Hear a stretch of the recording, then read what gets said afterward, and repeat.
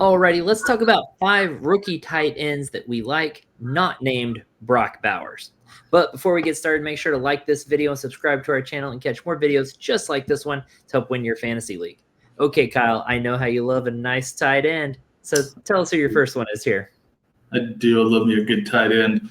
So my first one is going to be Ben Sinnott, who was drafted by Washington. Logan Thomas, gone. They did sign Zach Ertz in the offseason. However, he's kind of been on the decline for a couple of years now. Got overtaken by Trey McBride in Arizona. I don't think it'll take long for Sinnott to beat him out here either. And this offense, I think, is geared to support a tight end, but also, you know how these young quarterbacks are. They need that safety blanket, might lean on him, build that strong rapport. I love Ben Sinnott.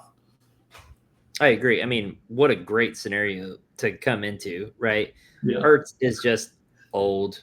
He's old. Like you said, he got beat out and he's coming off injuries and stuff. I don't think it's going to be hard for Sinnott to beat him out here. And okay, what are we thinking? Even if it takes one season, okay, fine. He's in a dynasty league. That's worth sitting on. He's worth a draft and wait for sure. Yep, absolutely. All right. Who's your second tight end? My second one is Erick All, who was drafted by Cincinnati. Ever since Burrow's been in Cincinnati, he hasn't really had a good receiving tight end in that offense. And I think if he had one, I think it would be magnificent. Erick All does bring great receiving ability to that team at the tight end position.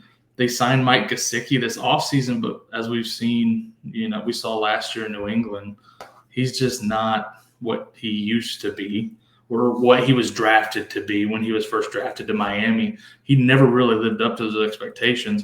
I think Erick All overtakes him mid-season at the latest, but I love him as another draft and wait and see kind of tight end in this rookie class. Yeah, I think Gesicki's been all name. A lot of hype, all name. Hasn't really performed, so I'm not really nervous about all going here and having to compete with Gesicki. Gesicki now is traveling from team to team and not being utilized with any of them. So, yeah, I like Erick All here in a high-powered offense with a fantastic quarterback. And so, yeah, I think he's also worth a draft pick here. Yep. All right, who's number 3 on your list?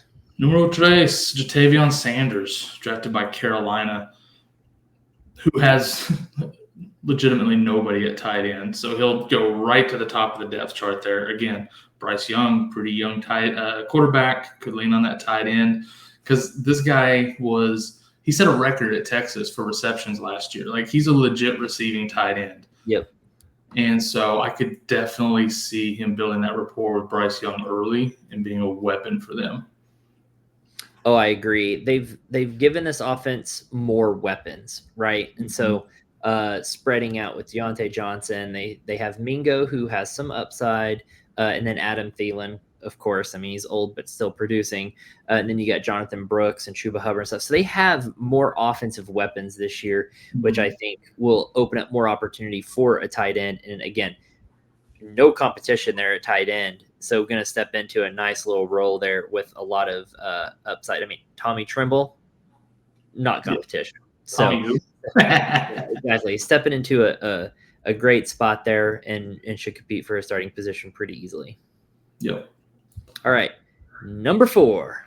So the first 3 guys are guys that have pretty quick paths to playing time and should make a pretty fast impact on those teams. These last 2, they have a little bit rockier path, but there's a path, and that's what you're looking for late in these rookie drafts, 3rd, 4th round type guys. The first one I have for you at 4 is Theo Johnson, who was drafted by the Giants. Really, his playing time depends on 2 things. 1, is Waller going to play or is he going to retire? And 2, can he beat out Daniel Bellinger, who is also on the roster for that playing time? I think as a receiver, he's probably better than Bellinger.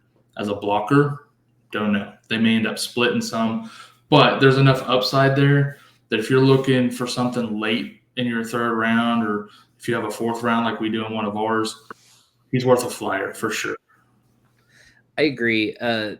Waller contemplating retirement already, and also just doesn't stay healthy. So even if he doesn't retire, he's probably got a couple games where he's in the way. Bellinger, actually kind of a threat there. He had some good rapport there, it felt like, with Daniel Jones before Waller showed up. So Waller was actually kind of a surprising move to me when that happened. But either way, like you said, worth a dart throw, probably in that late third round, somewhere in your fourth round, as just an opportunity, you know?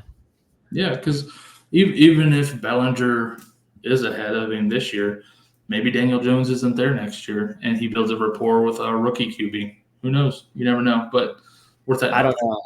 As a Cowboys fan, I hope that's not true. I hope Daniel Jones retires on the Giants. Same.